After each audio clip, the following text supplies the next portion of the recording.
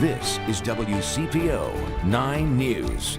We thank you for joining us for WCPO 9 News. I'm Kristen Hartman, and here's a look at some of today's top stories. One person is in the hospital and more than a dozen others are without a home on this Christmas Eve after a fire left their apartment building unlivable.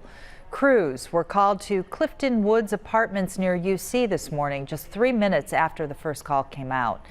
The person hospitalized is in critical condition this evening. Still no word on what caused the fire, but the investigation is ongoing. It has been 2 weeks since tornadoes tore across the Midwest, and a little less than that since Cincinnati Police Sergeant Dave Corlett started collecting funds around the department.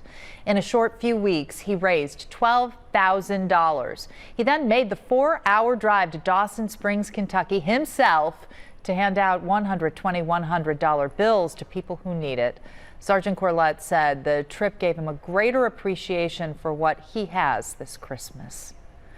Just in time for next week, Cook Sporting Goods cracked open some crates of brand new UC Cotton Bowl spiritware today. But they aren't the only ones. We've seen similar stock from Cincy Shirts and Du Bois Bookstore near UC's campus. WCPO 9 will be in Texas to bring you complete Cotton Bowl coverage. It all starts with an hour-long special next Thursday, the 30th at 7. Then there's another special the next day on Friday after the game. That's also at 7. You can also watch by finding WCPO 9 News on your favorite streaming device. Now we're going to toss it over to Raven Richard for a look at your 9 First Warning forecast. Hey, Raven.